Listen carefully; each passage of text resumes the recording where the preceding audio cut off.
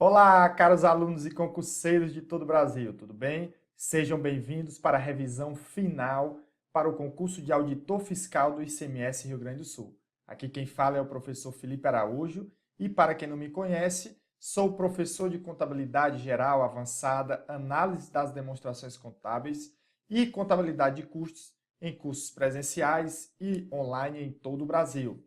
E no Exponencial, nós estamos aí com os cursos em PDF e em breve videoaulas. E temos também lá cursos em videoaulas no Olá, amigos.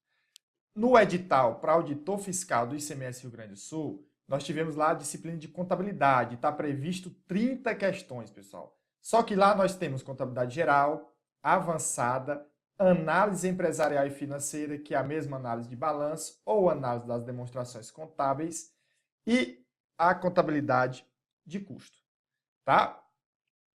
Lembrando, pessoal, a nossa previsão é de ter aí umas 20 questões de contabilidade geral e avançada, 5 de análise e 5 de custos.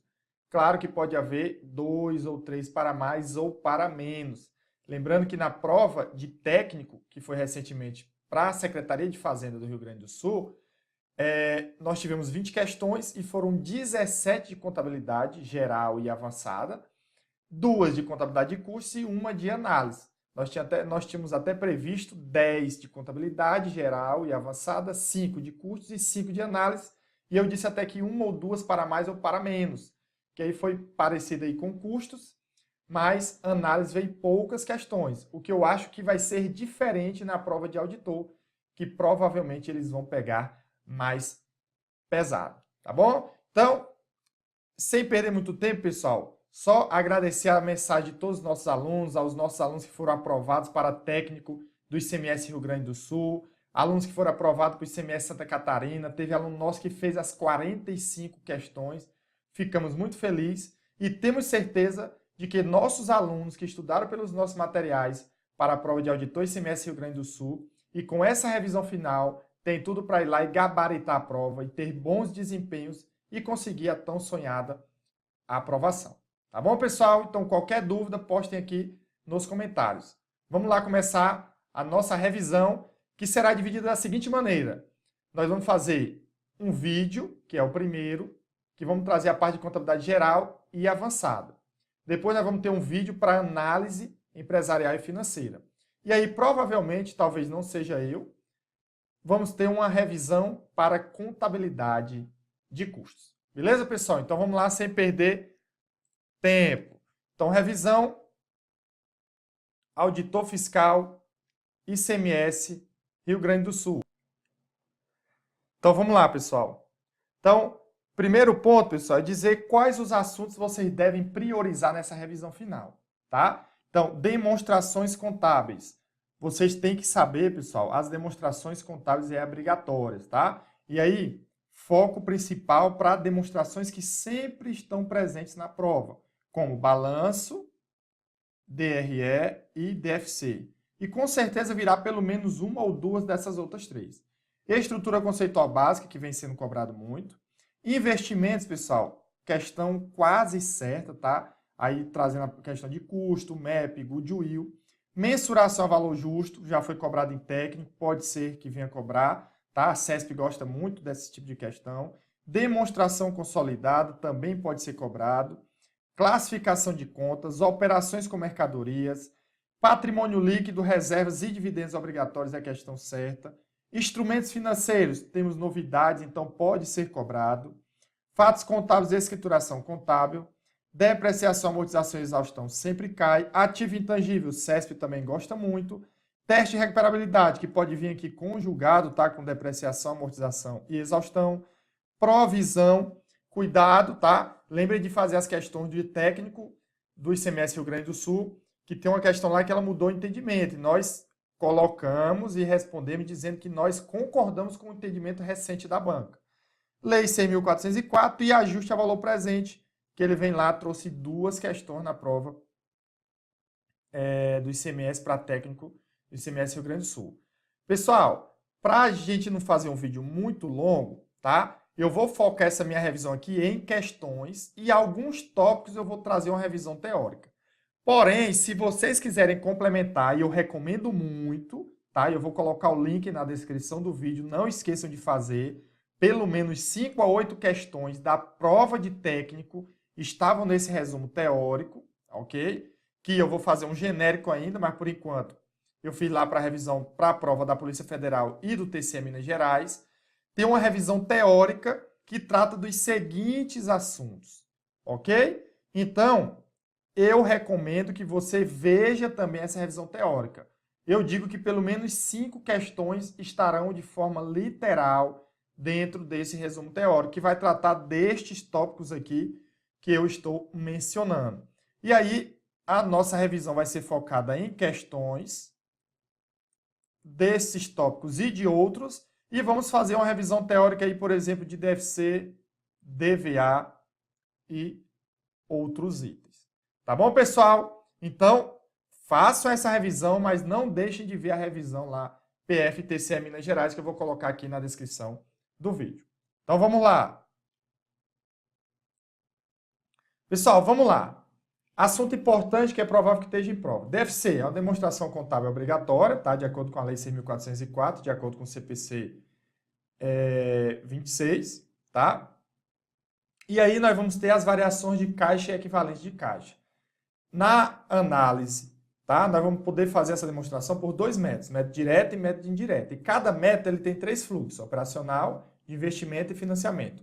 O que é que muda de um para outro, Felipe? É só o fluxo operacional, tá? Que no método direto eu pego as despesas e receitas que foram recebidas e ou pagas, tá? Porque tem que haver o recebimento ou o pagamento, a entrada ou saída de recursos ligados às atividades operacionais. Então, recebimento de clientes, juros e dividendos, outras operações, pagamento de fornecedores, salários, despesas, impostos e outras operações. Eu vou ter o caixa livre. No caso do método indireto, eu vou fazer, tá, um método da reconciliação. Eu vou começar com o lucro do exercício, o resultado. Vou fazer ajuste de receitas e despesas que não têm efeito no caixa e que não pertencem às atividades operacionais. O mais comum, depreciação, amortização e exaustão, perda ou ganho de equivalência patrimonial e prejuízo ou lucro na venda de bens do ativo não circulante. Aí depois do segundo ajuste, eu vou trazer contas do ativo circulante e do ativo não circulante, tá? Exceto disponível, ligados à atividade operacional e do passivo circulante. Lembrar que quando for ativo, pessoal, eu somo a diminuição, é o inverso, e subtraio o aumento. Quando for passivo, eu somo o aumento e diminuo a diminuição. No fluxo de caixa da atividade de investimento, pessoal, geralmente é ligado, tá? Imobilizado, intangível e o ativo não circulante, investimentos. Quando ele compra, sai dinheiro, tá? Quando for à vista. Quando ele recebe, vende, ele recebe valores. E também financiamentos e empréstimos concedidos. Lembrando que aqui se a operação for à vista, ou quando ele receber esse valor. No caso da atividade de financiamento, pessoal, geralmente é ligado ao quê? A integralização de capital social e empréstimos e financiamentos, tá bom? Aí o saldo final de caixa vai ser a variação líquida, o fluxo operacional, mais de investimento, mais de financiamento, mais o saldo inicial de caixa. Muito cuidado, pessoal, com a classificação de 3 itens, né? São os juros pagos e recebidos, os dividendos e juros sobre capital próprio, ó, juros sobre capital próprio, pagos e recebidos, tá? A classificação principal, pessoal, a regra é a atividade operacional, exceto os dividendos e juros sobre capital próprio, que é a atividade de financiamento. E a classificação alternativa, pessoal, quando for recebido, é operacional, quando for alternativa, é investimento. No caso dos pagos, tá? O que for operacional vira financiamento, o que for financiamento vira operacional. Felipe, se ele não mencionar nada na questão, aí você vai utilizar a classificação principal. Vamos para as questões, pessoal. De acordo com o CPC, constitui exemplo de fluxo de caixa associado à atividade de investimento? Qual? Então, o pagamento a fornecedores, acabamos de ver, operacional. O recebimento de caixa decorrente de royalties, pessoal, é operacional. O recebimento de caixa por seguradora de prêmios e sinistros, também é operacional. O ganho ou a perda na alienação de imóveis. Opa, ó, imóvel está ligado ao ativo imobilizado. Então, se eu tive ganho ou perda nessa venda, tá? E claro que eu recebi, aí eu vou estar no fluxo de investimento. Gabarito letra D. E o pagamento a empregados ou por conta de empregados também é fluxo operacional. Beleza? DVA, pessoal. Então, vamos ver aí agora a demonstração do valor adicionado. Você precisa saber a estrutura, pessoal. Qualquer coisa vocês pausem, tá? E aí deem uma olhada. Lembrando, quem é nosso aluno, pessoal, já tem aquele resumo lá no final do curso, seja o curso de teoria e questões ou o curso de resumo e questões. Então, lembrem de dar uma olhada naquele resumo e fazer essas questões mais interessantes direcionadas com base na nossa revisão. Então, pessoal, eu vou ter aí as receitas, que é formado por esses itens. Eu vou ter os insumos adquiridos de terceiros, que é formado por esses itens. Lembrando, observação importante, custo dos produtos vendidos, ele inclui os tributos recuperáveis, tá? Na DVA. Cuidado. Aí eu vou ter o valor adicionado bruto, que é o pegar 1 menos o 2, receitas menos os insumos. Depois eu vou ter depreciação, amortização e exaustão, que são as retenções. O 5 é 3 menos 4, que é o valor adicionado líquido produzido pela entidade. Depois o valor adicionado recebido em transferência, que é resultado de equivalência patrimonial, receita financeira e outras receitas que vinham de terceiros. Eu vou ter o valor adicionado total a distribuir, que é o 5 mais o 6. E aí depois eu vou distribuir o valor adicionado em pessoal, tá? Lembrar que a FGTS pertence ao pessoal. Impostos, taxas e contribuições, imposto de renda, INSS. Remuneração de capital de terceiros, juros, aluguéis, que a empresa contratou de terceiros. E remuneração de capital próprio, que é o juros sobre capital próprio, dividendos e outros itens, tá? Então, temos aqui uma questão. O que é que ele diz? Uma pequena indústria recebeu, pessoal, incentivos de um programa governamental de apoio à micro e pequena empresa, que ele permite não pagar impostos durante os primeiros 5 anos de atividades, desde que divulgue a demonstração do valor adicionado. Em 2012, essa indústria comprou insumos no valor de 200 mil e vendeu toda a produção por 700 mil. Os gastos relativos aos salários somaram 130 mil de salários, sendo 60 mil da produção. Se 60 mil é da produção, pessoal, a diferença, tá? Que é 70 mil, vai ser do pessoal administrativo. A depreciação do período foi de 25 mil. E do lucro que ele teve, 50% foram para reservas e 50% foram para a distribuição de dividendos. Aí ele diz, nessa situação hipotética, considerando a demonstração do valor adicionado correspondente ao exercício de 2012, é correto afirmar que... E aí ele traz algumas informações. E aqui, pessoal, com pouco espaço aqui, vamos tentar responder, ok? Então, primeira coisa, eu vou ter as receitas, que é de 700 mil. Beleza? De forma simples e objetiva. Depois eu vou ter menos os insumos adquiridos de terceiros, tá? E é quanto, pessoal? Que são os insumos de 200 mil. E aí ele falou, tá? Esse valor aí já está incluído os tributos recuperados. Aqui eu vou ter depois o valor adicionado bruto. De quanto, Felipe? 500 mil. Aí depois, pessoal, eu vou ter depreciação, amortização e exaustão, que é negativo. No valor de quanto? 25 mil. Foi dado aí, tá? Aí eu vou ter o valor adicionado, tá?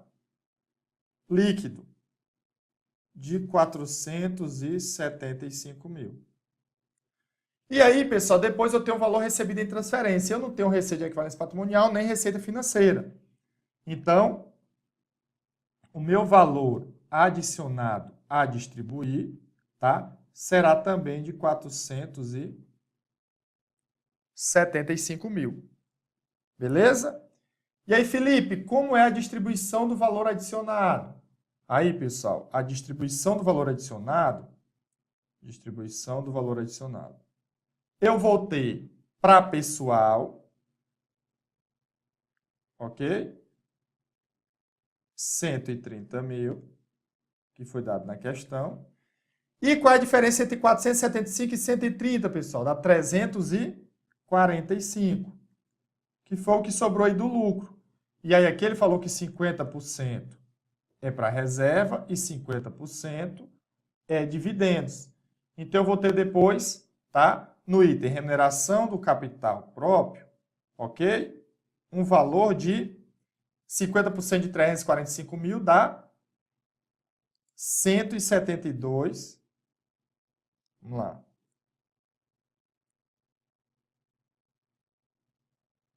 Vamos ter aí, vou botar aqui embaixo. Vamos ter 172.500 e 172.500. Um para dividendos e outro para reservas. Então, a remuneração de capital próprio foi de 345. Agora, vamos lá responder as alternativas, tá? Então, ele diz, o valor adicionado, tá? Distribuído, pessoal, pela indústria foi superior a 450 mil. Verdadeiro, ó. Não foi 470? Então, essa é a nossa alternativa. Letra B, ele diz, a indústria distribuiu menos de 100 mil de valor adicionado para os seus acionistas. Falso, pessoal, né? Ele distribuiu quanto para os seus acionistas aí? Ele distribuiu, na verdade, de dividendos, tá? 172.500. Então, foi um valor superior. Letra C, o valor adicionado líquido distribuído aos empregados foi superior a 180. Falso, foi inferior, 130. A indústria adicionou valor bruto de 700. Falso, de 500. Tá? Tá aqui, ó. E o valor líquido adicionado pela indústria no primeiro exercício foi superior a 700 mil. Falso, o valor adicionado líquido foi de 475. Beleza? Continuando. Felipe, operações de arrendamento mercantil. Então, você tem que saber, pessoal, a diferença entre o arrendamento mercantil financeiro e operacional. No financeiro, os benefícios, riscos e controles ficam por conta do arrendatário, aquele que aluga o bem, né? Entre aspas. E no operacional, os benefícios, riscos e controles ficam por conta do arrendador. No operacional, pessoal, o arrendatário registra o bem como ativo, tá? No operacional, o arrendatário vai registrar esse gasto como despesa e o bem fica registrado no patrimônio do arrendador. Principais características para identificar um arrendamento mercantil financeiro, pessoal. A transferência da propriedade, tá, do ativo para o arrendatário ao final do contrato. O valor residual do ativo ele é mais baixo do que o seu valor justo, tá, na data lá do término do contrato. O prazo do arrendamento refere-se à maior parte da vida útil econômica do bem, beleza? O valor presente dos pagamentos mínimos totaliza substancialmente todo o valor justo do ativo arrendado, tá? Muito próximo. E os ativos arrendados são de natureza tão especializadas que apenas podem ser utilizados, né, pelo arrendatário sem grandes modificações. Então, isso daqui, básico, você tem que saber. Terceira, em relação às operações de arrendamento mercantil, assinale a opção correta. O ativo arrendado na modalidade operacional não passa por teste de impairment. Faz, pessoal. Primeira coisa, quando for operacional, o bem vai ficar registrado no arrendador. E lá no arrendador, esse bem, além de estar sujeito à depreciação, tá? Ele também estará sujeito ao teste de impairment. Letra B. Nas operações de arrendamento mercantil, operacional ou financeiro, a arrendatária contabiliza o bem e as prestações como despesa no momento do vencimento das prestações? Falso. Isso só ocorre no arrendamento operacional. No financeiro, ela vai registrar esse bem no ativo. Tá? No arrendamento mercantil financeiro, ocorre a transferência para o arrendatário dos benefícios, dos riscos e benefícios da operação? Verdadeiro, pessoal. Foi o que acabamos de ver no nosso esquema. Letra D. No leasing financeiro, o bem objeto da transação deve ser comprado pelo arrendatário ao final da operação pelo valor mercado ou valor justo? Primeiro, pessoal, no leasing financeiro, é presumido que o arrendatário vai adquirir esse bem, mas ele vai adquirir por um valor residual, que já é fixado no momento da assinatura do contrato. Então, valor residual. E letra E, os bens objeto das operações de arrendamento não sofrem depreciação na arrendatária, porque esses não são de sua propriedade. Depende, pessoal, tá? Porque se for um arrendamento financeiro, ela vai registrar no seu ativo e esse bem está sujeito à depreciação. Então, gabarito letra C. Quarta questão, pessoal. Uma questão interessante, tá, que o CESP vem cobrando. Então, nós temos lá a Lei 11.604, né? Que é a Lei das Sociedades por Ações, tá? E aí, o que é que acontece? Houve alteração dessa lei, tá? Desculpa, Lei 6.404 de 76. Falei 11 mil. Desculpa aí, pessoal. Então, essa é a lei das sociedades por ações. E ela sofreu duas alterações, não foi? Pela Lei 11.638, de 2007, e pela Lei 11.941, de 2009. E aí foram alterações importantes, que impactaram muito, pessoal. E aí a banca vem perguntando em muitas questões quem alterou o quê. Aí você tem que tomar muito cuidado, tá bom? Então, vamos lá, pessoal. Ele diz, né? A Lei número 11.638 de 2007, que introduziu alterações na forma de elaboração e de apresentação das demonstrações contábeis das companhias, determinou Então, o que foi que a Lei 11.638 ela alterou? A extinção da demonstração de origem e aplicação do recurso. Pessoal, falso, tá? A DOAR, demonstração de origem e aplicação de recurso, ela não foi extinta. Ela deixou de ser obrigatória. Algumas empresas podem apresentar essa demonstração, mas ela não é mais obrigatória de acordo com a lei das SAs. Então, o erro está em dizer extinção, mas sim ela deixou de ser obrigatória. Letra B. A Lei 11.638 fez a adoção do procedimento de redução ao valor recuperado dos ativos, o teste de impairment. Verdadeiro, pessoal. Foi a Lei 11.638. A letra C diz... segregação do ativo fixo no grupo fixo e no grupo imaterial, ativo imobilizado e intangível. Na verdade, pessoal, houve a distinção entre o ativo imobilizado e intangível, mas o ativo permanente continuou a existir, tá? Dentro da Lei 11.638, sendo extinto apenas na Lei 11.941. Então, por isso que o item está errado. Vedação de lançamentos em contas do ativo diferido, pessoal. Essa vedação ocorreu também com a Lei 11.941. E proibição do uso da conta de lucros ou prejuízos acumulados. Pessoal, na verdade, não houve a proibição dessa conta. Essa conta continua a existir e pode ser utilizado, tá, para fazer as distribuições. Ok? Na verdade... o que aconteceu foi a proibição da retenção injustificada de lucros acumulados para as sociedades por ações, tá? Então, muito cuidado com isso. Então, por isso que esse item está errado. E aí, pessoal, as principais alterações da Lei 11.638, para vocês terem alguma noção, tá? Foi o que aconteceu. A demonstração dos fundos de caixa passou a ser obrigatória, tá? Na Lei 11.638 de 2007. A DVA também passou a ser obrigatória. A DOA deixou de ser obrigatória, tá? Além disso, inclusão do teste de recuperabilidade, as doações e subvenções para investimentos e os prêmios na emissão de debênture não serão mais classificados, né? Não são mais classificados como reserva de capital. Criação do ajuste a valor presente, tá? E as sociedades de grande porte, mesmo que não constituídas sob a forma de sociedade por ações, estarão submetidos à disposição da Lei 6.404. Já da Lei 11.941, Felipe. Pessoal, antes da Lei 11.941, o ativo era dividido em circulante, realizável a longo prazo e permanente, investimento, imobilizado, diferido e intangível. Com a entrada da Lei 11.941, ele passou a ser dividido em circulante e não circulante, realizável a longo prazo, investimento, imobilizado e intangível. Com a Lei 11.941, também houve a criação do passivo circulante e não circulante. E, além disso, nós tivemos aquela avaliação dos instrumentos financeiros a valor justo. Beleza? Método de equivalência patrimonial, pessoal. Lembrar que a investidora ela tem um percentual do capital social da investida.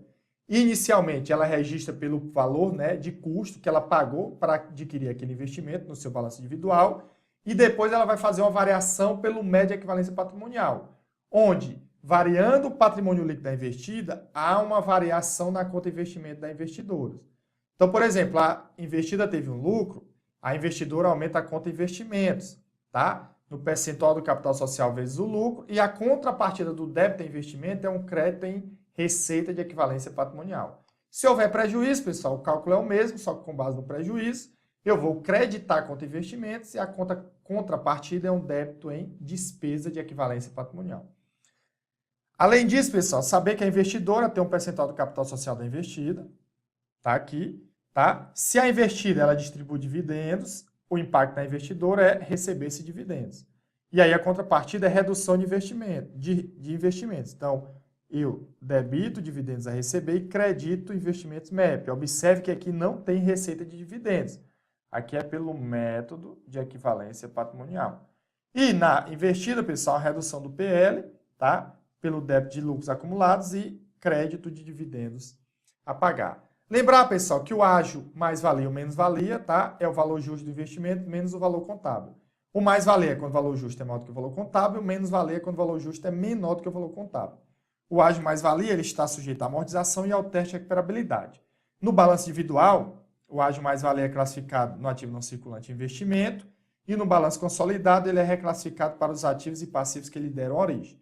Cuidado, pessoal. Cefaz Santa Catarina cobrou recentemente e eu sempre venho avisando aos alunos. Quando a empresa tiver ágio mais-valia, com o tempo, tá, ele vai estar sujeito à amortização e ao teste de recuperabilidade de acordo com o bem que houve esse valor justo. Então, lá no caso, ele colocou imobilizado, ele foi sendo depreciado, e aí esse ágio mais-valia desse bem que está lá na investida, ele vai sofrer amortização na investidora, tá? Se tiver dúvida, tem que olhar lá na nossa aula, tem isso bem explicado. O goodwill, pessoal, é o valor pago menos o valor justo. Se for maior, goodwill. Se for menor, é ganho por compra vantajosa, que é uma receita. O goodwill não está sujeito à amortização, mas está sujeito ao teste de recuperabilidade.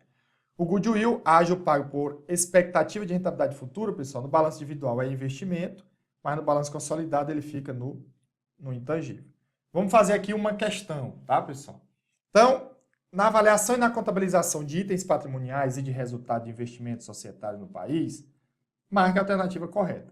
Se um ágio fundamentado em rentabilidade futura, que é o goodwill, de uma coligada, tivesse sido reconhecido pela empresa investidora, o valor reconhecido deverá ser amortizado nas avaliações subsequentes, pessoal. Falso, pessoal. O goodwill, tá, que é o ágio fundamentado em rentabilidade futura, ó, ele não é amortizado. Cuidado!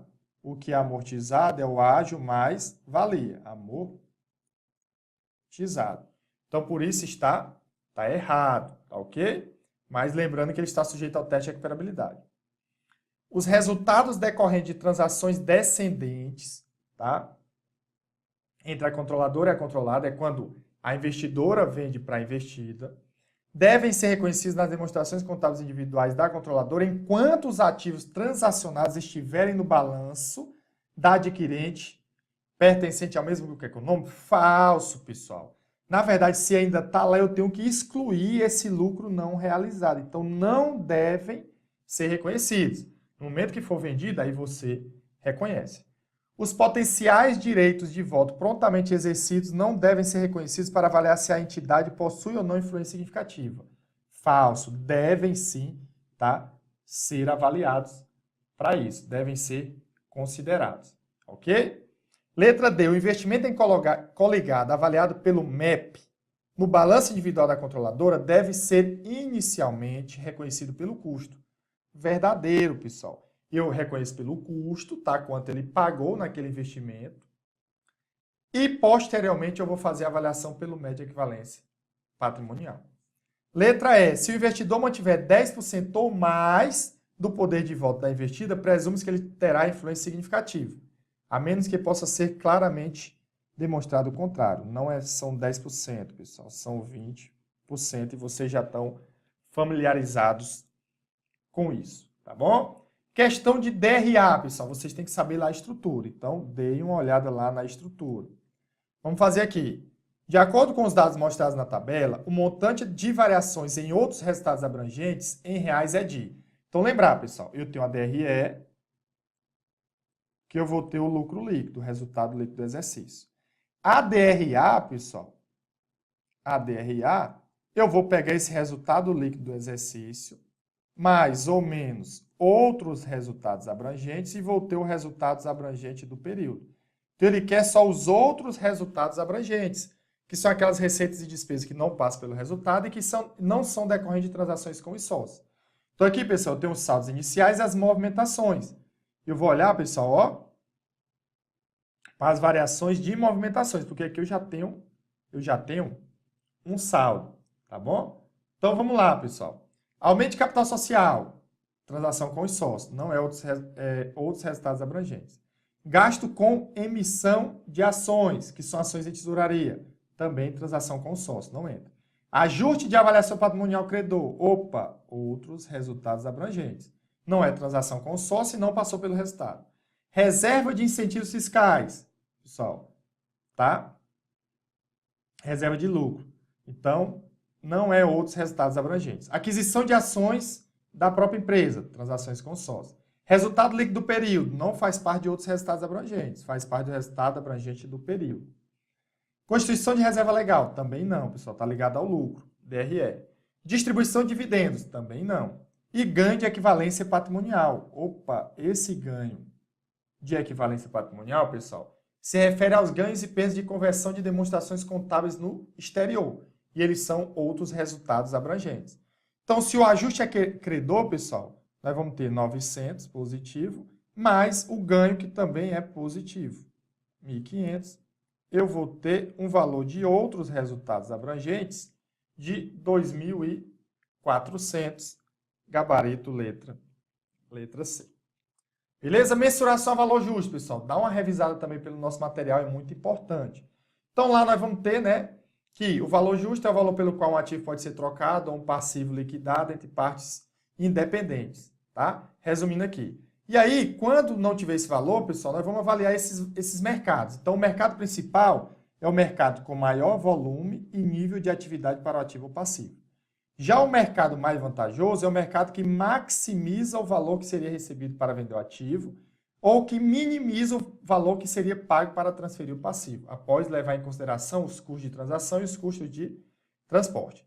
O preço de entrada, pessoal, o preço de transação pode ser um preço de entrada ou um preço de saída. O preço de entrada é o preço pago para adquirir o ativo ou o preço recebido para assumir um passivo em uma transação de troca. Já o preço de saída é o que seria recebido para vender um ativo ou pago para transferir um passivo. Então vamos lá, pessoal, agora analisar, tá, as alternativas da questão número 7. Ele diz, com relação ao valor justo, assinale a opção correta. O critério para a definição do valor justo de um terreno é o menor valor entre os melhores usos possíveis para esse terreno?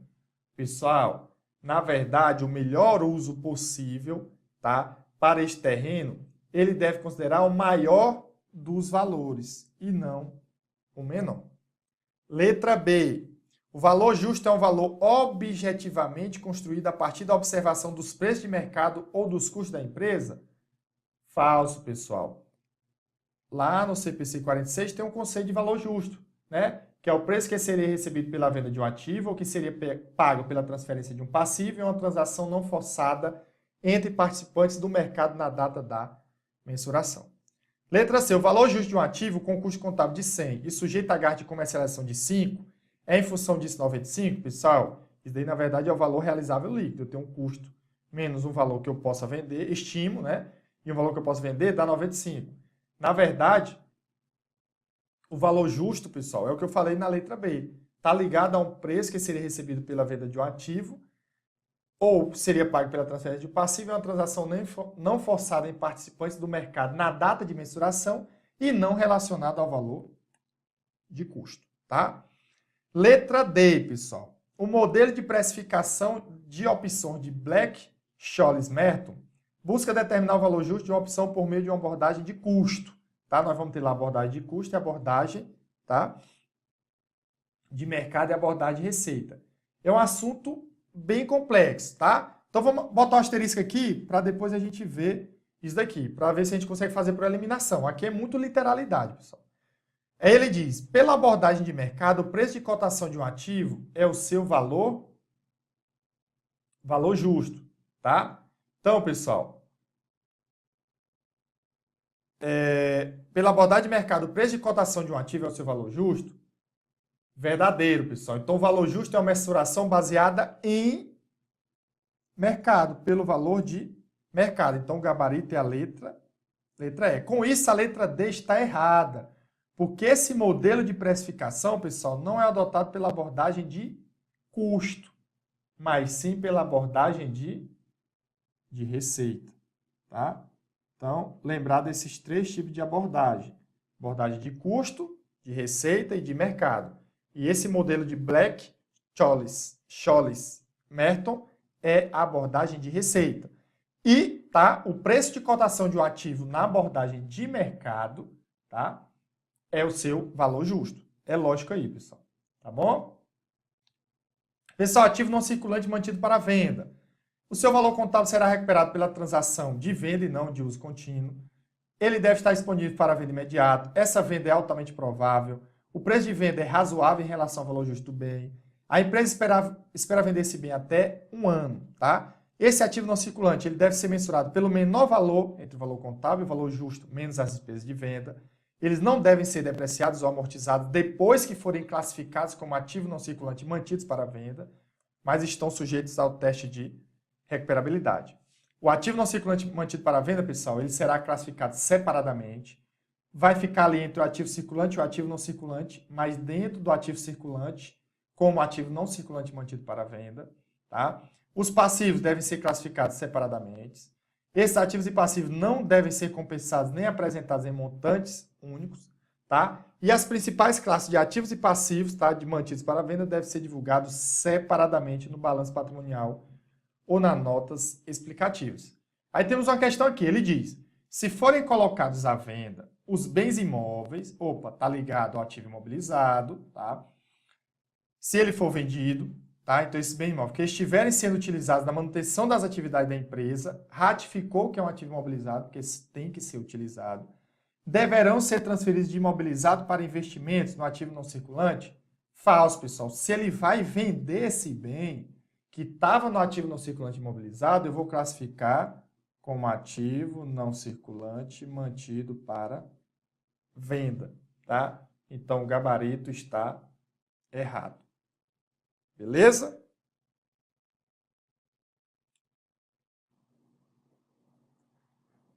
Então, pessoal, 8º gabarito, letra E. Vamos lá para a 9ª. É uma questão que ele traz várias contas, vamos saber o que ele quer, tá? Considerando que a tabela precedente mostra as contas que compõem o balanço patrimonial de uma determinada sociedade empresarial, assinale a opção correta. Aí ele pergunta, entre as contas apresentadas, nenhuma pertence ao grupo ativo realizável? O patrimônio líquido da entidade é tanto. O ativo circulante, o grupo investimento pertencente ao ativo não circulante e o passivo circulante. Então, diante disso, vamos classificar as contas, pessoal. Lá, participação societária em empresas controladas. É ativo não circulante, investimentos, tá? Para ir mais rápido aqui. Marcas e patentes. Ativo não circulante, intangível. Bancos conta movimento. Ativo circulante. Empréstimos a sócio, pessoal. Então, se a empresa emprestou a sócio, independente de ser de curto ou longo prazo, tem aquela questão de ser um negócio não usual, tá? Já que a gente não sabe a atividade, supõe-se que a atividade da empresa não é de instituição financeira. Então, aí nós vamos ter um ativo, tá, não circulante, realizável a longo prazo. Com isso, nós já eliminamos a letra A. Não é isso? Ó? Porque nós já temos uma conta. Beleza? Capital social, PL. Depreciação acumulada de veículos, retificadora, tá, do imobilizado. Estoque de mercadoria mantido para venda, ativo circulante. Fornecedores, passivo circulante. Tá? Então, vamos lá. Que é ativo circulante.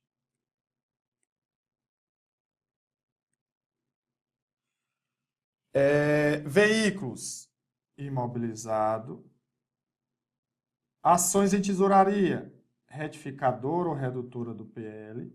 Propriedades para investimentos avaliadas pelo valor justo, pessoal. Investimentos. Tá? Participação societárias, investimentos. Empréstimos de longo prazo, passivo não circulante. Reserva legal, PL. Tributos a recuperar, ativo circulante. Tá? Vamos lá. Reserva de capital, PL. Seguros pagos antecipadamente, ativo circulante. Ágio goodwill, pessoal, ativo investimentos. Salários a pagar, passivo circulante. E contribuições a recolher, passivo circulante. Beleza? Pronto. Aí vamos lá. Primeiro ele quer o PL, pessoal. Então vamos lá. Qual o saldo do PL? Nós vamos pegar as contas do PL, ó. Nós vamos ter essa conta, tá? Essa conta e essa conta. Ok? Então, vamos fazer o cálculo aqui do PL, pessoal. Nós vamos ter capital social, 350 mil, menos ações de tesouraria, 18 mil,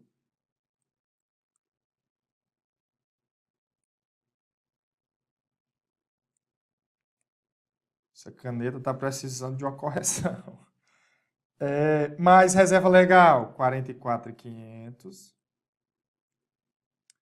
Mais reserva de capital, 55 mil. Ok? Pessoal, para adiantar, eu vou fazer aqui rápido, tá? Mas vocês têm que fazer isso daqui no braço. Então, 431.500.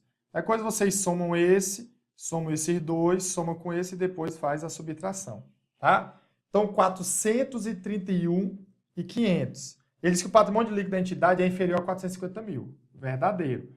Você já poderia passar para a próxima questão, pessoal, para adiantar. Mas, tá? Se você quiser confirmar, vamos ver. Então, ativo circulante.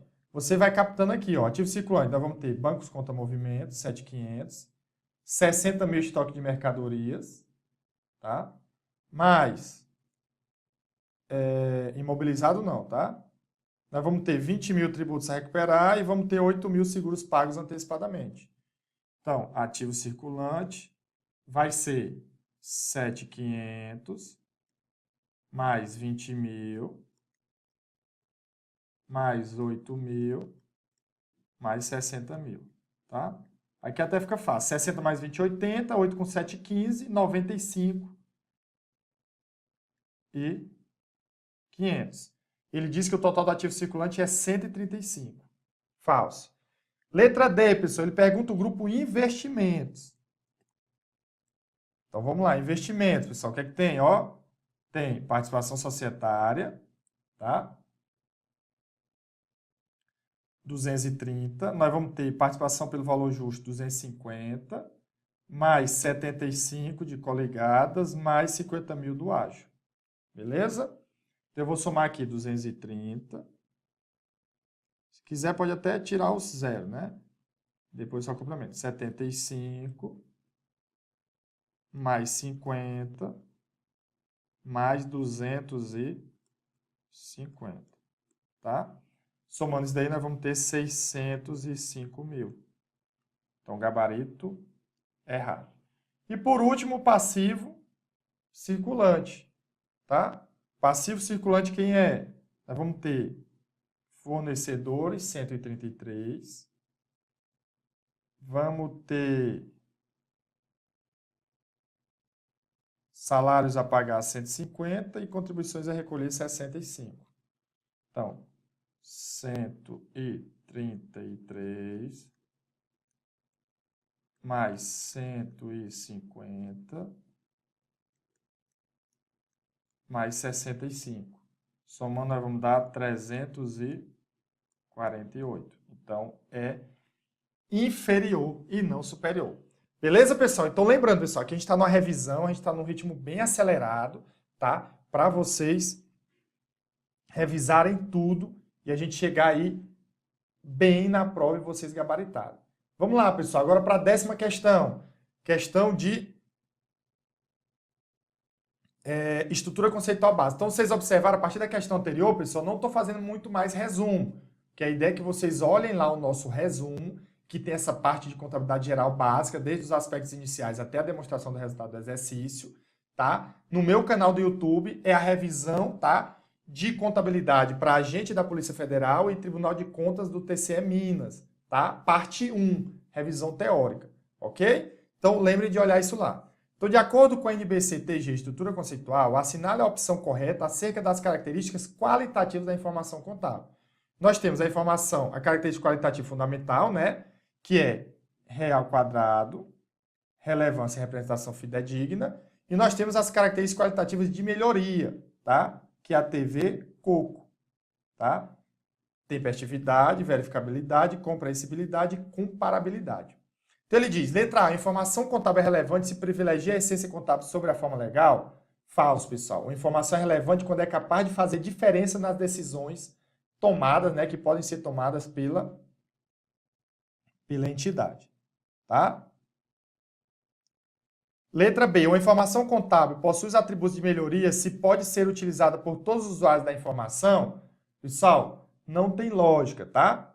As características qualitativas de melhoria, elas apenas melhoram a utilização, né, da informação contábil, mas não garante, tá, que ela pode ser utilizada por todos os seus usuários, tá? Letra C, a informação contábil relevante pode ser capaz de fazer diferença na tomada de decisões pelos usuários, mesmo que eles não a levem em consideração. Então, verdadeiro, pessoal. Nós vimos que a informação contábil relevante, ela é capaz de fazer diferença nas decisões tomadas pelos usuários, tá? E a informação pode ser capaz de fazer diferença em uma decisão, mesmo no caso de alguns usuários decidirem não levar em consideração essa informação, ou já tiver tomado ciência de sua existência por outras fontes, tá? Porque, independente disso, ela vai ser relevante para aquele usuário da informação contábil. Letra D, a representação fidedigna determina que a informação contábil deve ser passível de comparação. Se é comparação, é comparabilidade, tá? São características qualitativas fundamentais de informação. A comparabilidade, a comprehensibilidade e a essência sobre a forma?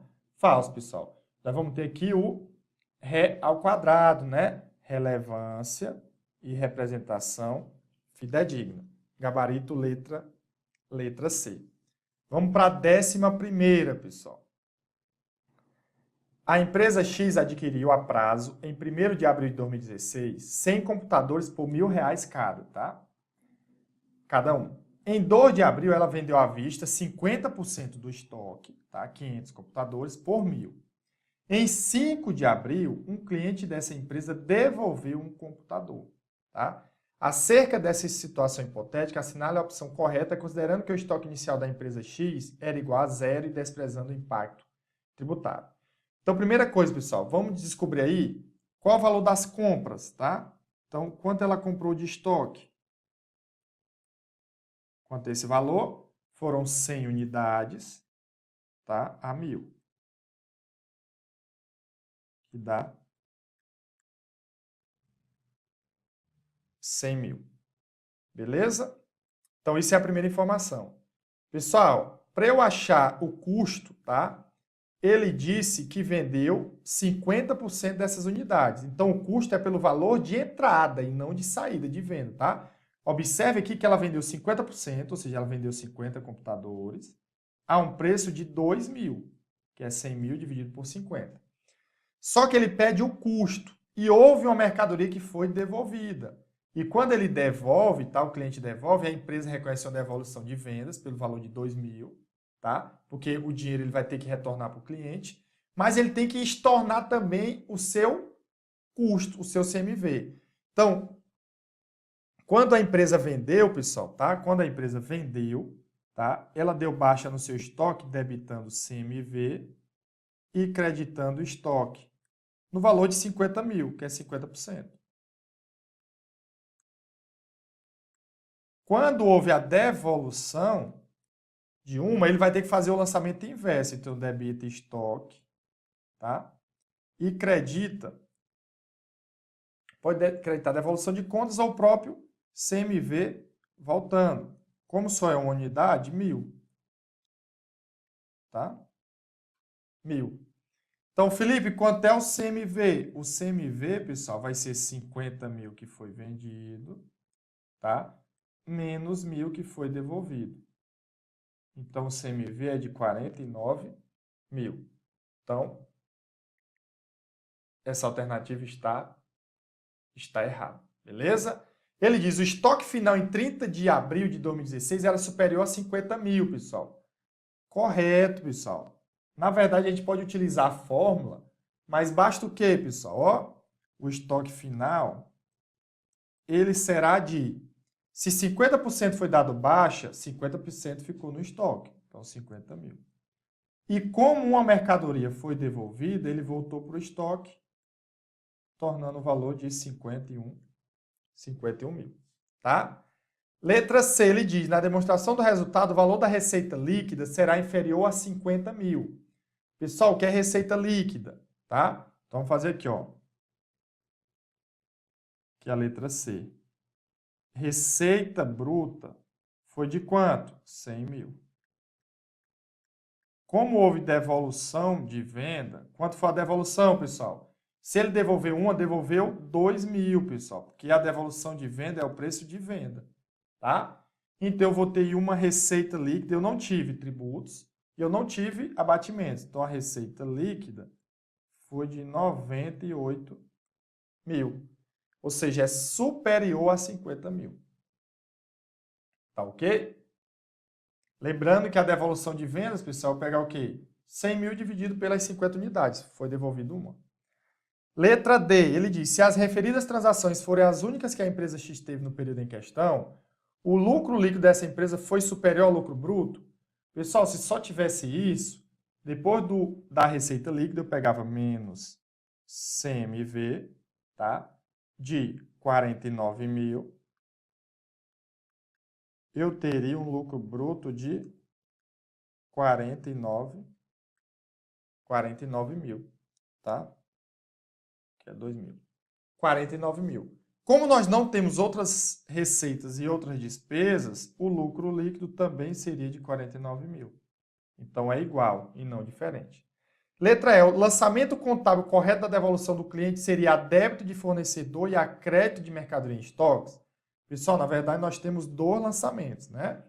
Então, quando ele devolve a mercadoria, ó, fazendo aqui a letra E, tá? Então, quando ele devolve, a empresa vai registrar devolução de vendas, isso é a empresa vendedora, e credita caixa no valor de 2 mil, que vai ter que devolver esse dinheiro, tá?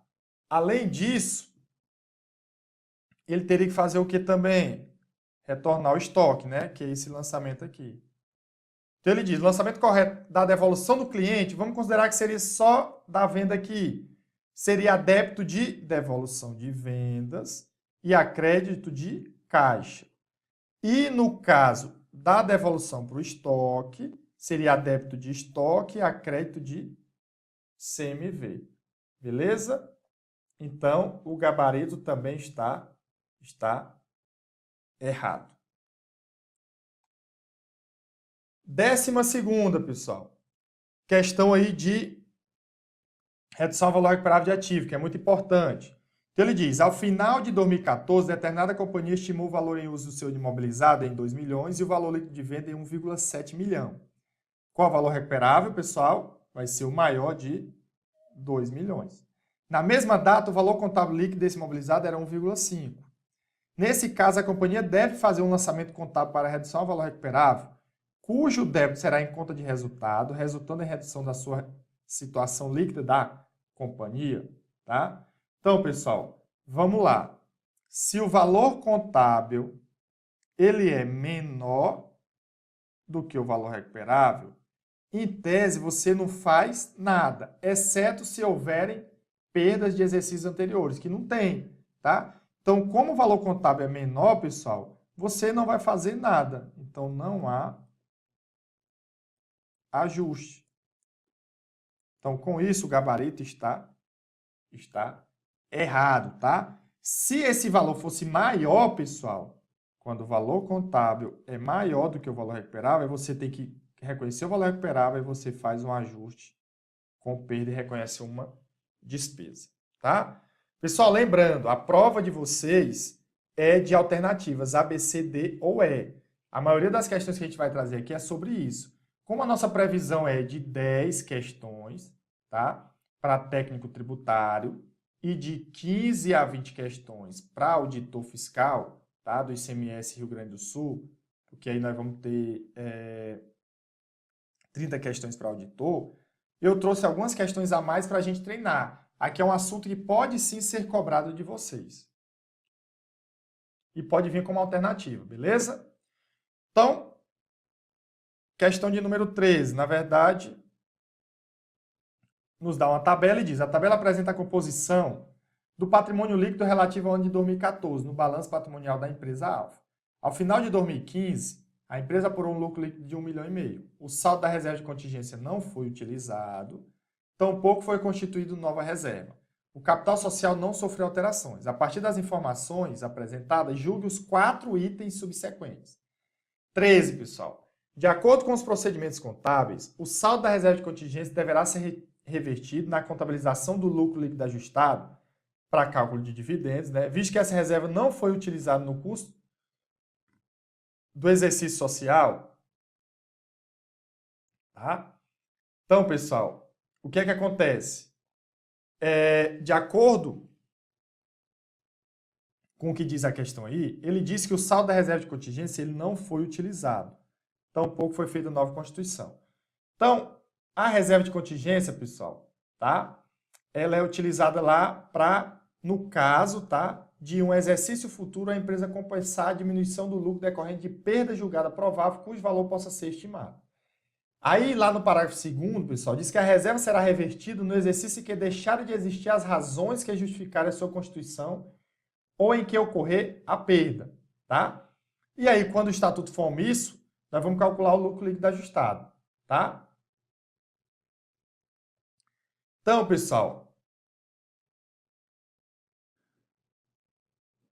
na minha visão, esse item estaria errado, tá? Porque afirmar que a reserva não foi utilizada no decurso do exercício social não caracteriza que ela foi revertida, tá? Pois sabemos, tá, os casos em que ela é revertida. Então, na minha visão, seria errado. Porém, a banca considerou esse item como certo. Então, ela entende que quando a reserva de contingência não for utilizada em um ano, no ano seguinte ela deve ser revertida, tá? E aí você debita lucros acumulados, debita a reserva de lucro, reserva de contingência, e credita lucros acumulados. E nesse caso, tá? Ele vai ser revertido para a contabilização do lucro líquido ajustado para fins de cálculo dos dividendos. Então, muito cuidado com a banca em relação a isso. Então, se ele não utilizar a reserva de contingência, ele vai fazer uma reversão e essa reversão ela é incluída no cálculo do lucro líquido ajustado para cálculo de dividendos. Questão de número 14. Ele diz: por determinação legal, a empresa deverá constituir 5% do lucro líquido do período como reserva legal e adicioná-los ao saldo já existente, o que totalizará 325 mil. Então, pessoal, nós temos um limite aí, né, do capital social, da reserva legal, de 20% do capital social realizado, que dá quanto? 320 mil. Beleza? Como é que eu calculo a reserva legal? Reserva legal é 5% do lucro líquido do exercício, que no caso 1,5 milhão. Nós vamos ter uma reserva legal possível de 75 mil. Só que a reserva legal não pode passar de 320 mil a Constituição somada com o saldo que tem. Então, se eu somar, vai dar 325 mil, pessoal. Então, eu não posso constituir essa reserva. O máximo vai ser quanto? 320 menos 250, que dá 70 mil, tá? Então, com isso, ele diz que o saldo partiria para 325, não é 320. Gabarito errado, tá? Lembrando que quando eu não tiver capital a integralizar, o capital a realizar, o limite do capital, tá? O limite de reserva legal calculado sobre o capital social realizado vai ser igual com o capital social. Beleza? Continuando, 15ª.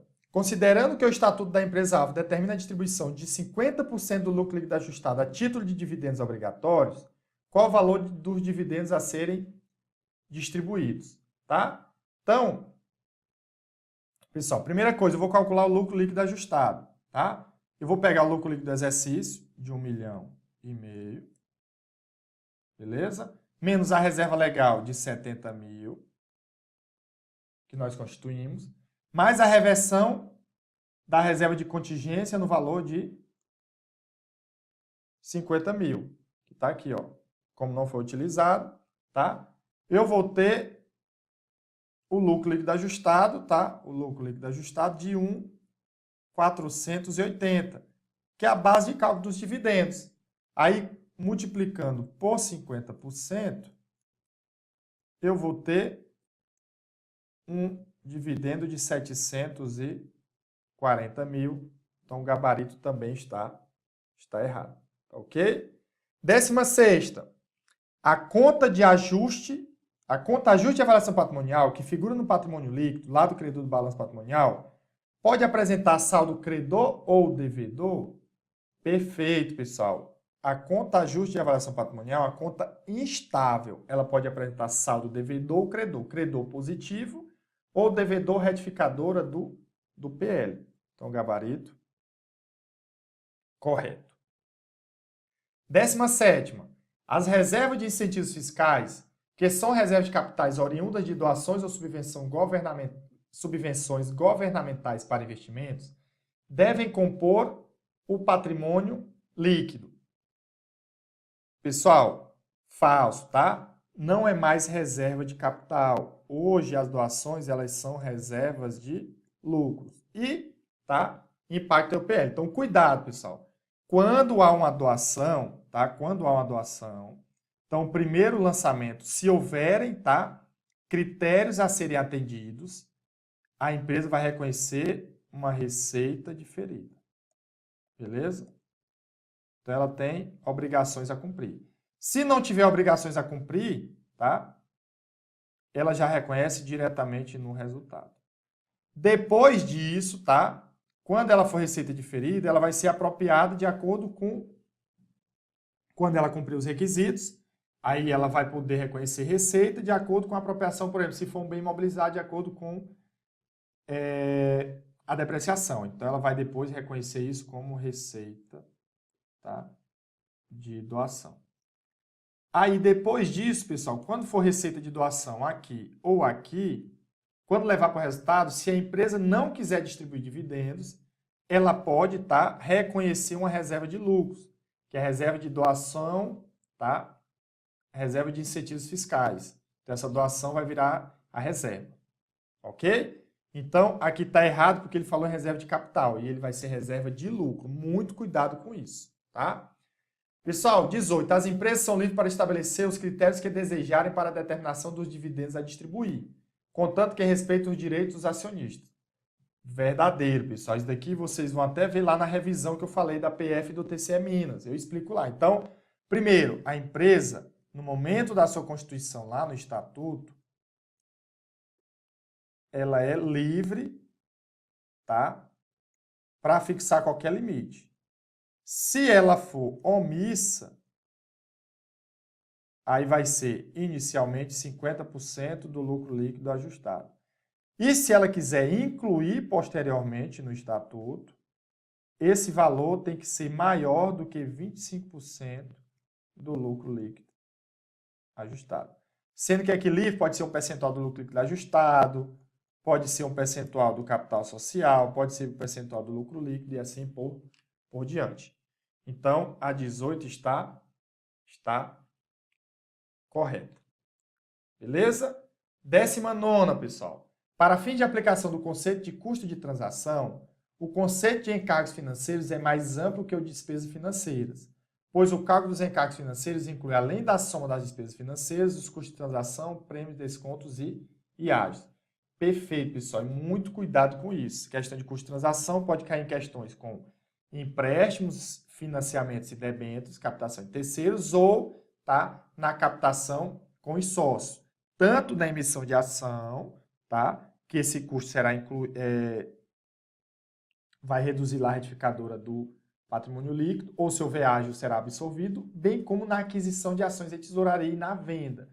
Então, tome muito cuidado. Então, lembrar, pessoal, nós vamos ter as despesas financeiras, nós vamos ter os custos de transação, nós vamos ter os prêmios, descontos e ágios. Eles são distintos, tá? Um do outro. Porém, se eu falar em encargos financeiros, ele é a soma desses três. Beleza? 20º, pessoal. Em relação aos ativos intangíveis, assinale a opção correta. Ele diz: o subgrupo do ativo intangível compõe-se de bens corpóreos e incorpóreos. Falso, pessoal. Só são bens corpóreos. Letra B. Os gastos ocorridos na fase de pesquisa de produtos desenvolvidos na empresa devem ser reconhecidos como despesas no resultado dos períodos em que ocorrerem, porque não são adequados para o reconhecimento como ativos produzidos. Perfeito, pessoal. Falou em fase de pesquisa, despesa. Se fosse fase de desenvolvimento, poderia ser despesa, se não geram futuros benefícios econômicos, ou reconhecido no ativo tangível, se gera futuros benefícios econômicos e atende a alguns critérios, né? A empresa vai usar ou vender aquele bem, tá? Letra C. Os ágios decorrentes de expectativa de rentabilidade futura, tá? Que é os goodwill de intangíveis gerados no ambiente interno da companhia, como o fundo de comércio goodwill, são reconhecidos na contabilidade pelo seu valor justo.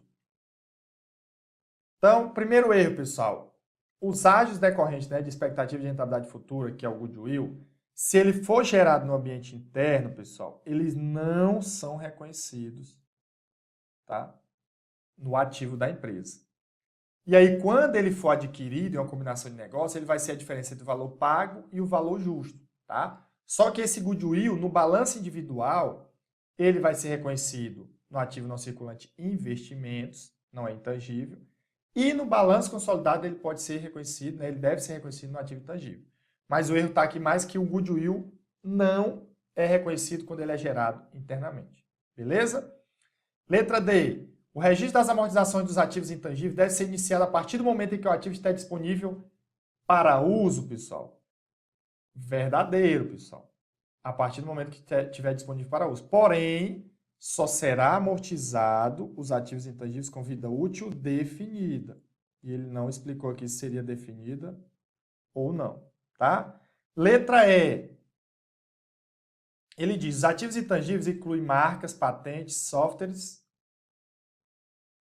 licenças, despesas antecipadas, gastos com desenvolvimento e outros gastos que gerem benefícios incrementais futuros não contemplados em normas específicas. Pessoal, despesa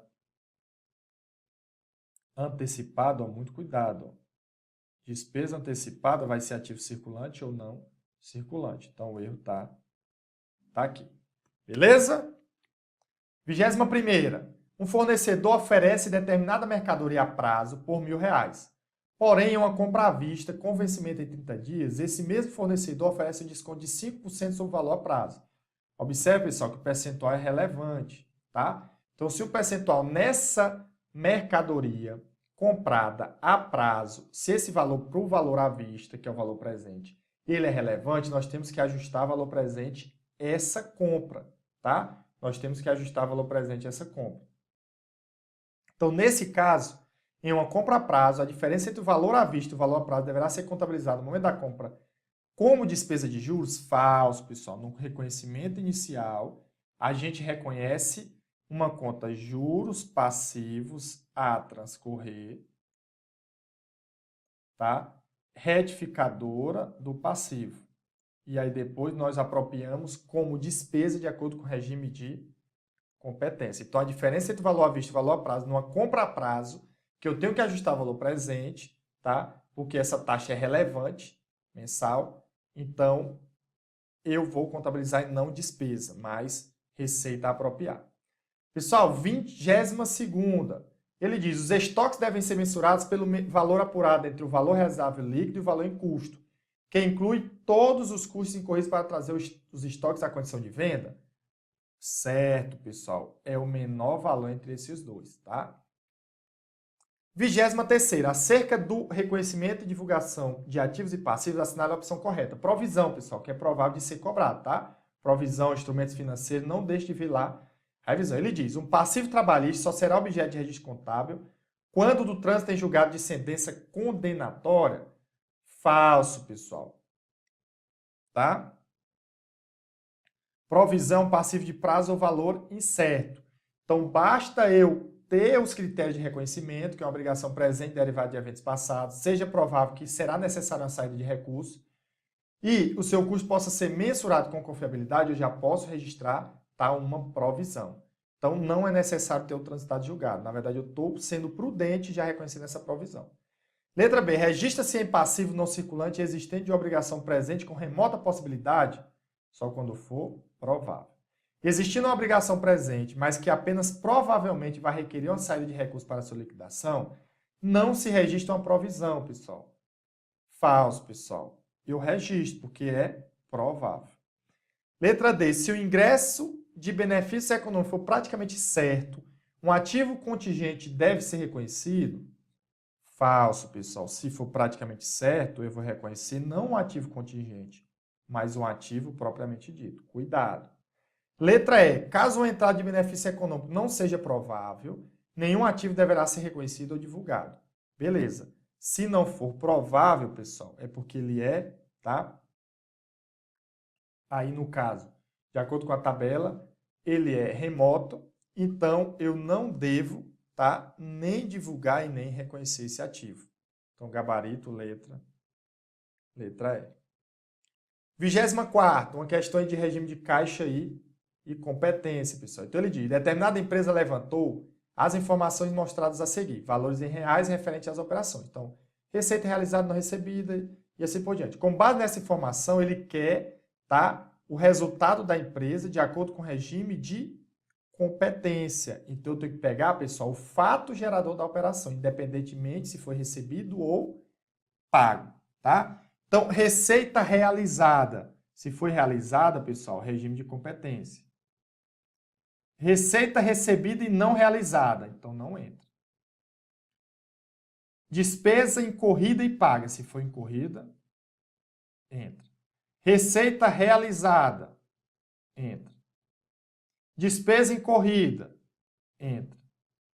E despesa incorrida não entra. Então, pessoal, olhando aí, quais são as receitas realizadas?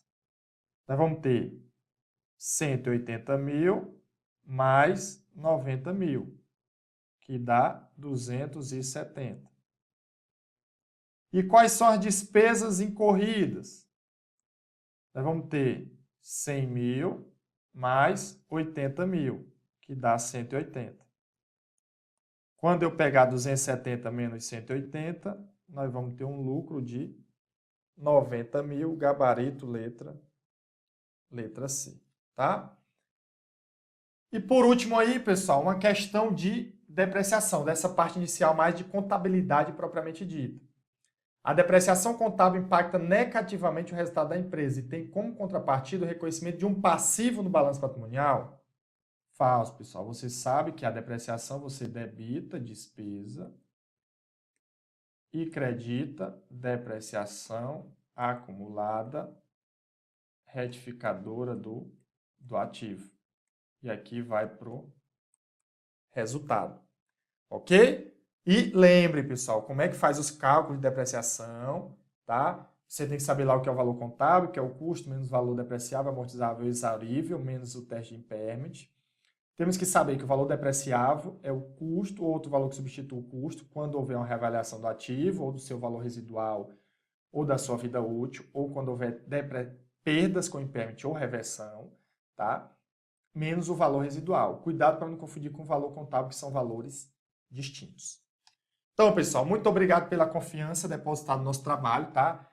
Conte com a gente. Qualquer dúvida, postem aí no material. Para aqueles que são nossos alunos ou não alunos, pessoal, desejo boa sorte. Para quem é nosso aluno, pessoal, estudou pelo nosso material, já está maceteado com tudo que a gente passou aqui, já fez a nossa revisão lá na última aula com os resumos e com certeza você vai ser aprovado se você se dedicou e for disciplinado, pessoal. Qualquer dúvida, poste um comentário aqui, eu trago outro vídeo sobre a parte de análise empresarial e financeira, análise das demonstrações contábeis, indicadores, tá? Não deixe de curtir o vídeo, compartilhar com seus amigos, nos ajudar aí para que a gente faça mais vídeos gratuitos para vocês e que vocês possam gabaritar a prova de contabilidade, que não está sendo mais difícil depois da nossa metodologia que a gente vem adotando com muitos alunos. Desejo sucesso, abraço, boa prova, forte abraço!